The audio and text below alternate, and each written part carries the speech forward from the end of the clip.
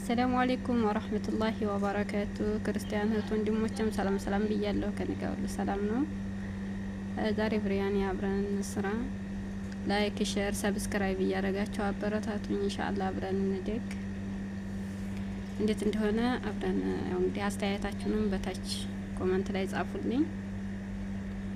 ሽንኩርቱን በረጃጅሙ ከትፌ ጋለው ዘይት ጋር ይጋለው። ዘይቱ እንደጋለ ሽንኩርቱን መጨመር፣ ሽንኩርቱ እስከሚቃላ ድረስ መጠበቅ እያመሰላችሁ። ሽንኩርቱ በጣም ሳይጠቁር ቀይ እንዲሆነ ማውጣት። ተጠቆረ የመምረር ባህሪ ያለው እንዳይመርባችሁ። ቀይ ሲሆን ሰሃን ላይ አውጡት ማለት ነው። ከዛ እኔ ለብቻው ከስበራና አና ቃሪያ ከትፌ ያስቀምጫለሁኝ። ሽንኩርቱን ይሄን ይመስላል። ካሜራው አልመቼ ስላለ ለብቻ ከትፌ ያስቀምጫለሁ። ይሄ እንደዛ አድርገን እዚህ ጋር ሊሞን ጨምቄያለሁ። እዚህ ጋር ሊሞን ጨምቄያለሁኝ። ይሄ እንደዚህ ካረኩ በኋላ ዶሮይቱን አጥቤ ምናምን ቆርጬ አጥቤ ብረት ድስት ላይ አድርጌዋለሁ። ለእናንተ አላሳየኋችሁም እንዴት እንደቆረኩት እንዲያጠብኩት ካሜራ ስላልተመቸኝ በአንድ እጄ ስለምሰራው አይመችም። ለዛ ያው አጥቤ ሊሞን አረኩበት። ያን ያጨመኩትን ሊሞን እንዲሁም የተፈጨ ሽንኩርትና ዝንጅብል እዚህ ጋር በርበሬ፣ ክርክም፣ የተፈጨ ሄል ግርፋ፣ ሚስማር እንዲሁም ሰኑድ ምልህ አርጌ እሱን ጨምርበታለሁ። የከተፍኩትን ከስፈራና አናም እንደዚሁ ጨምሬ በደንብ አድርገን እናዋህደዋለን ማለት ነው። እኔ ግን ሁሉንም ባንድ ላይ ነው የምጨምረው። የብቻም እየጨመራችሁ ማዋሃድ ትችላላችሁ፣ ያኔ ማደበላለቅ። እኔ ግን እንደዚህ ሁሉንም ባንድ ላይ ጨምሬ እርጎም እንደዚሁ ይጨመራል። እርጎ እንጨምራለን። እዚህ ጋር የጠበስኩትን ግማሹን የጠበስኩትን ሽንኩርት ግማሹን ጨምሬዋለሁ። እርጎም እንደዚሁ ጨምሬበታለሁ። ሁሉንም ባንድ ላይ አዋህጄ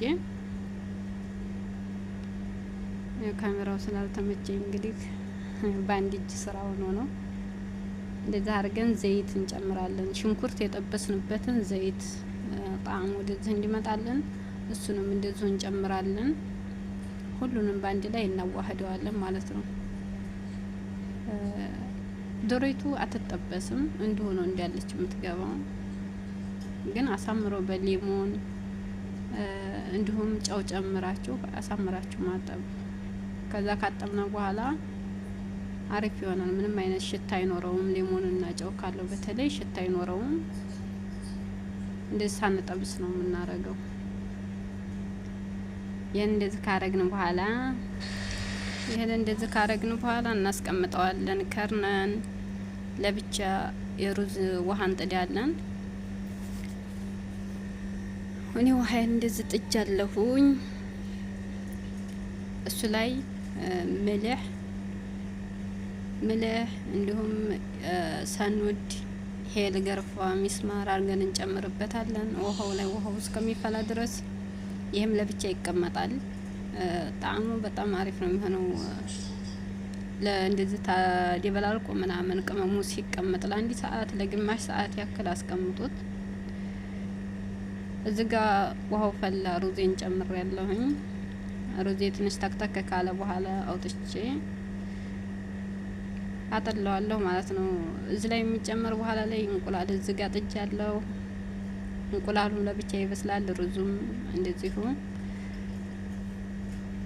ሩዙ እንደዚህ ከተንተከተከ በኋላ አውጥቼ አጥልሌ እዛ አደበላለኩት። ሳሎና ላይ ከላይ ነው የማረገው። ሳሎናውን አልጣርኩትም፣ ምንም አላረኩትም። ውጭ ላይ ነው ያስቀመጥኩት። ቅመሙን ብቻ ደበላልቄ ውጭ ላይ ነው ያስቀመጥኩት። ሩዙ ለብቻ እንደዚህ ታገነፈልኩ በኋላ አጥልሌ ጨምረዋለሁ ማለት ነው ከላይ። ውዶችዬ ያው የተሳሳተም ካለ ረሙኝ፣ አዲስ ነኝ፣ አበረታቱኝ። እንደዚህ ሩዙን ካጠለልኩ በኋላ ይኸው ሳሎናው ላይ ከላይ ጨመርኩት። እንደዛ አርጌ አስተካክዬ አዲስ ስንሆን የመፍራትም ስላለ እንደዚህም የሚዲያው ልምዱ ስለሌለን ብዙ ነገር እናጠፋለን። ጥፋቴን በኮመንት ንገሩኝ እንዳስተካክል። በተረፈ ያው እያያችሁ እንደዛ አርጋችሁ ስሩ። በጣም ነው የሚጥመው። የማቃጠል ባህሪ ያለው ሰዎቻችሁን ወዱት ይችላሉ። ሞክሩት። ያው ብዙ አይደክምም ስራውም ያን ያክል ስላልሌለ ሞክሩት፣ ትወዱታላችሁ ብዬ ተስፋ አደርጋለሁ። ይህን እንደዚህ ካስተካከሉ በኋላ ለብቻ ከለር አለ። እሱን ከለሩን ተላይ አፈስበታለሁ ማለት ነው። እኔ ያረኩት ቀይና አረንጓዴ ነው ያረኩት። በጣም ነው የሚያምረው ከለሩ ራሱ። እንደዚህ ታደረግን በኋላ ከላይ ከመጀመሪያ ሽንኩርት ስንጠብስ ከሱ ላይ ትንሽ እያስቀርተን እንደዚሁም ከስበራ ትንሽ ከትፈን እሱንም እንደዚሁ ተላይ እንነሰንሰዋለን። ውቱማ ከለሩ በጣም ነው የሚያምረው። ገና አልተጣደም። አሁን ስጋው አልበሰለም። አሁን መልሽ ጥደዋለሁኝ። ለ5 ደቂቃ ያክል እሳቱን ተታች ለቀቅ አረገዋለሁ።